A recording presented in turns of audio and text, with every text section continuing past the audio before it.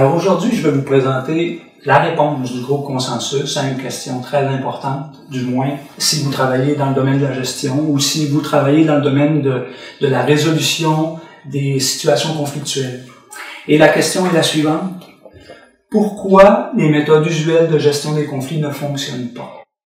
Évidemment, je sais qu'il s'agit d'une généralisation, je sais très bien que certaines interventions donnent des résultats intéressants, mais de façon générale, je constate que les gestionnaires abordent les situations conflictuelles sur une base pour le moins ténue, sur une base qui ne leur facilite pas la vie, du moins en ce qui concerne la résolution des conflits.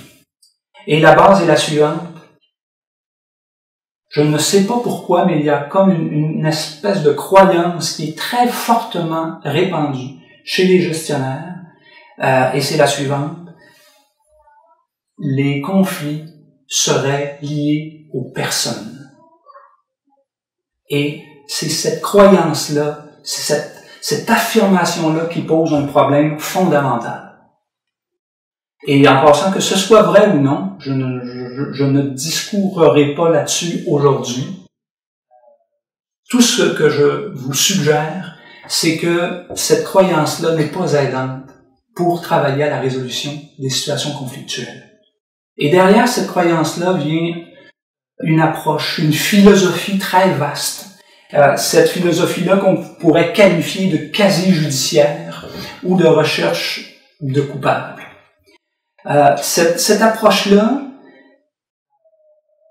qui a beaucoup d'adhérents, on en convient, suggère beaucoup de choses. Elle suggère qu'il y a une responsabilité individuelle dans les conflits. Elle suggère qu'il y a possiblement, ou voire même probablement une personne qui est plus coupable qu'un autre. Donc, on va très facilement dans la recherche de qui est le plus coupable et on se positionne comme juge alors qu'on est partie. Cette approche-là quasi-judiciaire suggère qu'il y aura probablement ou possiblement une forme de châtiment ou de réparation. Quand je rencontre des gens qui vivent des conflits et qui éprouvent de la difficulté depuis un certain temps, beaucoup de ces gens-là ont une espèce d'espoir caché, une espèce d'espoir implicite, et cet espoir-là, c'est que la personne qui les a fait souffrir, la personne avec qui elles ont un conflit, va être jugée coupable, qu'elle sera condamnée à une forme quelconque de réparation. Et si cette approche-là a tout son sens dans le milieu juridique, dans le milieu judiciaire, c'est une approche qui ne passe pas la barre en matière de relations de travail, en matière de travail, de milieu de travail. Et finalement, cette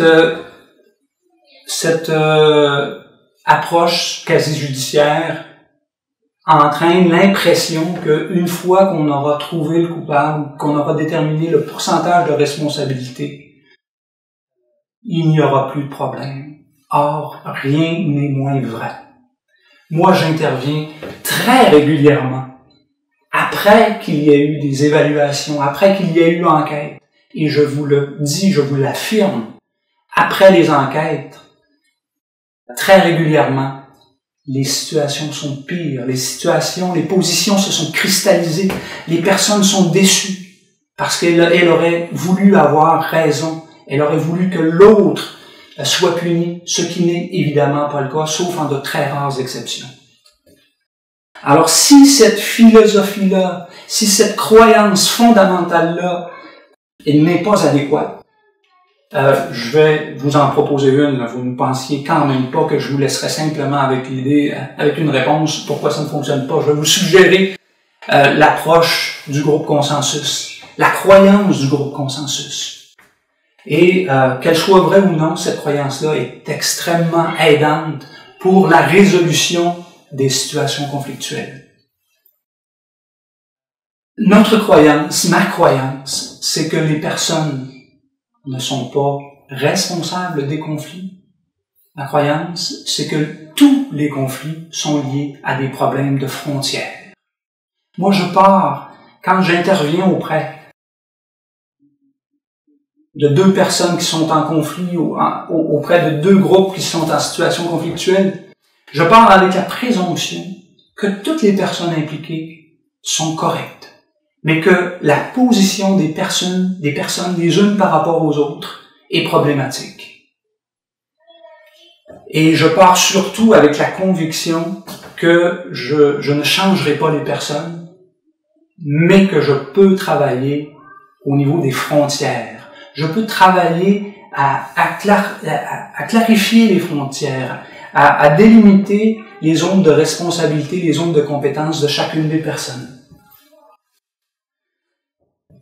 Quand j'aborde, et c'est ce que je vous suggère, c'est l'approche que je vous suggère, quand vous abordez une situation conflictuelle, ce que je vous suggère de faire, c'est de ne pas chercher de coupable, de ne pas chercher la cause. Parce que, en passant, l'impression selon laquelle, ou le mythe, je dirais, selon lequel, lorsqu'on trouve la cause initiale, le problème est réglé, en matière de relation, ça ne fonctionne pas. Très souvent, on est en mesure de pointer la cause, et de toute façon, ça ne permet pas de comprendre ou d'améliorer les relations entre les personnes. Donc, partez, s'il vous plaît, avec la présupposition que les personnes sont adéquates. Et prenez le temps de travailler au niveau des frontières. Ce sont les frontières qui posent des problèmes et ce sont les frontières qui vont vous permettre d'agir de façon adéquate sur les situations problématiques, sur les situations conflictuelles. Si les frontières ne sont pas claires, c'est-à-dire que si les zones de responsabilité ne sont pas claires, si les gens ne savent pas ce qu'ils ont à faire, quelles sont leurs responsabilités, quelles sont les limites de leurs responsabilités. Moi, j'aime bien parler d'un carré de sable. J'aime bien aider les gens à comprendre jusqu'où elles peuvent aller et jusqu'où elles ne doivent pas aller. Et une organisation fonctionne bien quand chaque personne comprend son rôle, l'accepte et l'assume. Et quand chaque personne de l'organisation a une idée claire de ses frontières et qu'il les assume de façon adéquate, on parle d'une organisation qui est fonctionnelle, on parle d'une organisation qui va très très bien. Alors ça, c'est la première des choses que je vous suggère de faire, d'aider les gens à comprendre quel est leur territoire. La deuxième chose, si vous vous apercevez que l'information ne circule pas entre les différents territoires, votre travail va consister justement à mettre en place des mécanismes qui vont permettre à l'information de circuler d'un territoire à l'autre. Alors, de cette manière-là, il n'y aura plus de zone grise, de rupture au niveau de la communication. Et vous allez, si vous consacrez à ces dimensions, vous allez être un agent certainement positif dans la résolution des situations conflictuelles. Et c'est très fréquent, si vous vous apercevez qu'il y a un problème de frontière entre la vie personnelle et la vie professionnelle, votre rôle en tant que gestionnaire, votre rôle en tant que qu'acteur dans la résolution des situations conflictuelles, ça va être de permettre aux gens de se repositionner sur un plan professionnel. Nous sommes dans un contexte de travail. Alors, moi, ce que j'encourage les gens, c'est de dire, quand vous êtes à la maison, vous pouvez vivre toutes sortes de choses et je le conçois très très bien. Quand vous arrivez au travail, normalement, vous devriez être capable de revêtir votre habit, vos habits de professionnel. Et vous devriez donner votre prestation, vous devriez être capable de livrer ce qu'on attend de vous. Et très souvent, cette distinction-là ne se fait pas. Et ça va, je dirais, être une des cibles, ou plutôt un des leviers qui va être le plus puissant pour régulariser ou régler les situations conflictuelles. Et finalement, une des choses qui survient également, c'est les gens ont un territoire, oui, mais il y a des ressources. Hein. Dans les organisations, il y a des ressources. Soit qu'il y a un budget ou qu'il y a une promotion. Et une des choses qui est propice à l'émergence de situations conflictuelles, c'est quand les règles ne sont pas claires. Alors, qui va avoir le prochain budget? Qui va avoir la prochaine promotion? Qui va aller à la prochaine formation?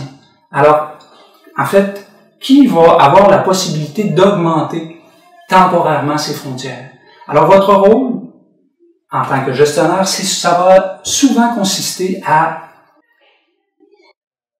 clarifier les règles d'attribution des ressources. Et de cette manière-là, vous allez éviter un empiètement des frontières. Alors, évidemment, aujourd'hui, mon objectif, ce n'était pas de faire un tour exhaustif, c'est simplement de vous donner matière à réflexion sur la question initiale qui était « Pourquoi est-ce que les méthodes usuelles ne fonctionnent pas? » Eh bien, je vous le rappelle, le problème, c'est de présumer que les personnes ne sont pas correctes, que les conflits sont liés à des personnalités ou à des personnes. C'est un cul-de-sac en matière de gestion. Si vous voulez intervenir avec efficacité au niveau des situations conflictuelles, vous devez cesser de focusser sur les personnes et vous devez faire porter votre attention sur les frontières. Vous devez en quelque sorte devenir le gardien des frontières. Et ce faisant, vous aurez une efficacité surprenante. Les gens ne se sentiront plus disqualifiés, les gens ne se sentiront plus menacés. Elles vont devenir collaboratrices et elles vont travailler activement avec vous à la résolution des situations conflictuelles. Et finalement, ce qu'on veut, c'est une amélioration globale du climat, une amélioration globale du fonctionnement. Nous ne voulons pas, et je le sais que c'est la même chose pour vous, nous ne voulons pas chercher des coupables. Alors merci et à la prochaine.